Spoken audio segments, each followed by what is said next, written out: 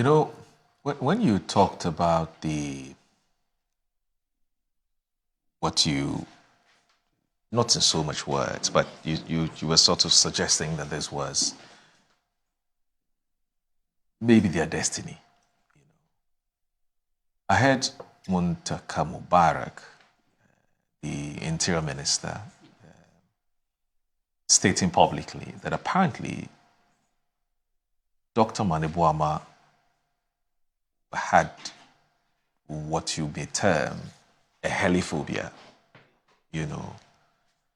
but because it had to do with Galamsey, he said to hell with that. And then he boarded that helicopter. We know what happened. Did you know that about him?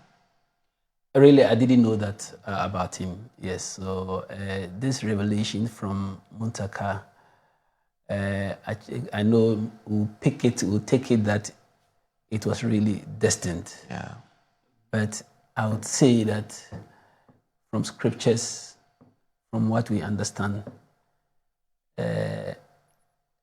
most things, death is something that is destined in everybody.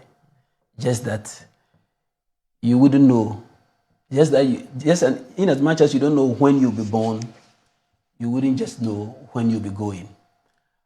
But the only thing that I would say is that let's believe that it was natural destiny and not any other form of destiny. Let's just believe that for now and allow the science to reveal to us what might have been the possible cause. Remember, the object in which they went in and the pilot, according to what we read about the pilot, he had a lot of experience. And with this revelation that the helicopter tried to land 3 times, but didn't, perhaps the pilot, out of his experience, thought that they could make it through the journey. And this is where, again, one would think that it's destiny, because we have one of the best pilots, had some attempts to land, had some occasions to cause the flight to land, and doesn't land and continue to move, and goes and meet his untimely death with others. One can strongly, or people can strongly relate it to destiny. Like Omane, who said he never likes to go on an helicopter, decided to go. It means he cared much about the damage, the destruction illegal mining was causing to this country. So he wanted to put his life at risk. He put his fears aside. It means that there was something stronger than the fear he had for the helicopter, and that is ending illegal mining, eliminating illegal mining. That is a heroic decision. So I would say he died a heroic death and must be honored as such. I know of somebody who really would never take a flight to come to Accra. He would always drive. He tells me he can't. He can't and he can't. And he doesn't feel safe. It doesn't feel safe that he's in the air. He says, this place, it has no wings, it has nothing. What do I do? So let me say that he actually put the country first, like he has always done. Because you watch him from his studenthood, when he was in the university, the position he held, the fight he has gone through.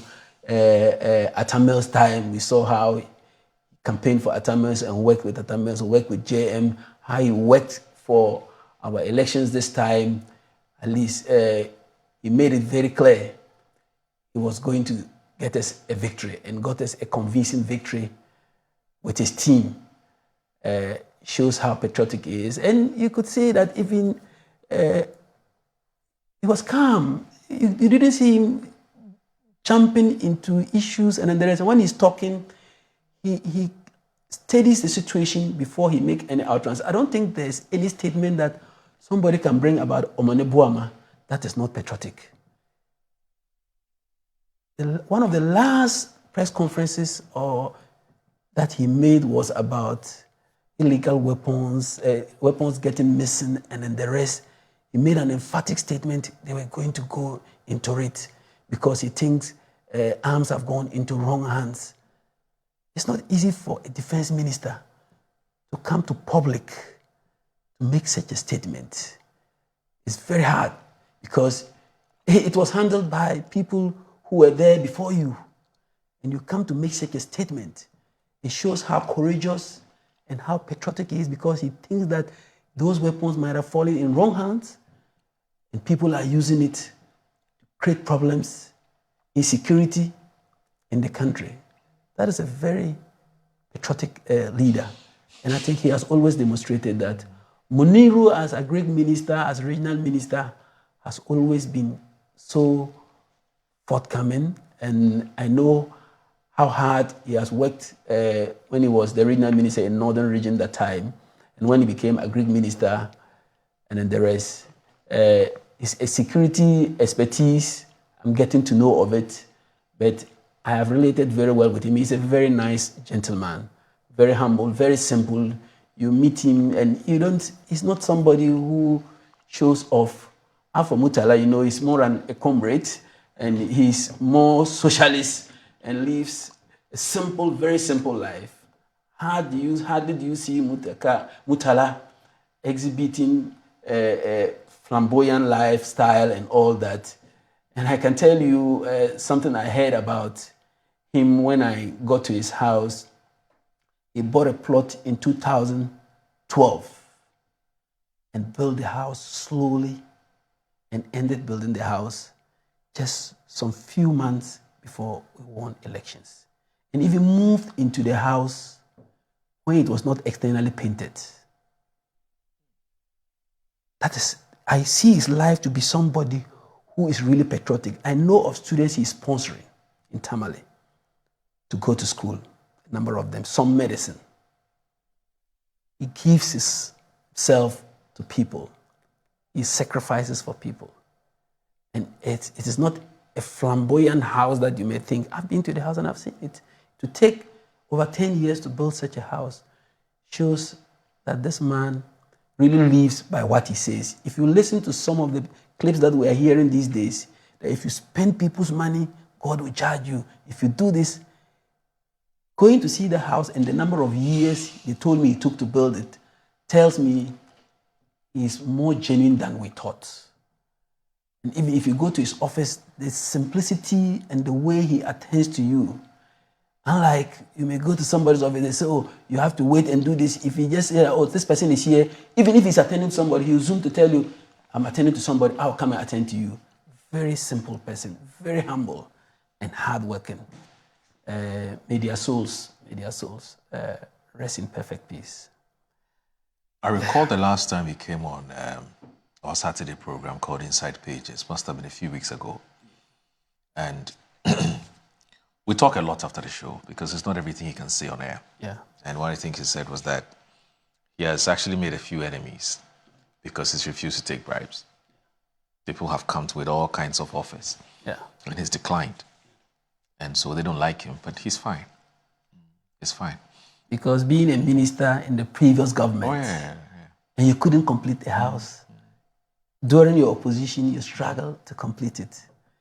Shows that what he was saying was not mere saying. He was walking the talk, and I hope that we'll all go by that. Someone brought him, I don't know whether I should say this, but somebody brought him money. Yeah. It was a lot. Yeah.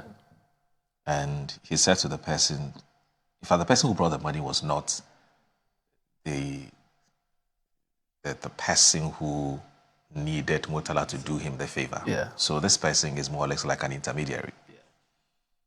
And when the person brought the money to Murtala, I said, no, he's not interested. So he should take the money back to the person. Then, when the person was leaving, he asked the secretary to call the person back. Mm-hmm. And then told the gentleman that go and tell the person who gave you the money. Mm-hmm.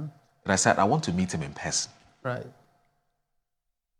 So, yeah, lo and behold, the person attended, upon him. Yeah. And he said to the person that, look, I am aware of A, B, C, D, but I want you to know that I've given the money to the person you have sent to me to be given back to you. Has the person given the money back to you? He said, yes. I said, okay. What do you want from me? I do not intend to take the money to help you as your servant. Yeah. Because for him it's unacceptable. Yeah. And he helped the person. Yeah. And took nothing. I will not doubt this. Because he couldn't trust if the person would send the money back. You see, people take money on behalf of people all the time. Yeah. And then come back and tell you that, it's sorted. Yeah. Aha. I wouldn't doubt this because his lifestyle and the way I know him actually demonstrates what he is, what he did, and then even looking at the explanation I've given about his home, how he constructed it over 10 years, actually demonstrates that he doesn't need to get corrupt money to live his life. He lives a simple life. And that's one of the things the two of you. It's one of the things the two of you share in common. I know you don't want me to say this. Integrity and modesty. Yes, for Murtala, I like him because of the rest. Omane too was a gentleman. I know all of them. Muniru likewise. So that's. As for Alhaji Muna, anytime we meet at the mosque or I go to his house, he's always talking about the fact that everybody must remember that the next second is not given.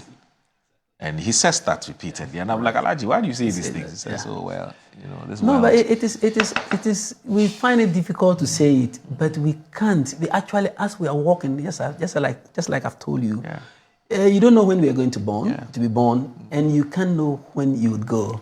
Who knows? Yeah. We all just walking to go. Okay.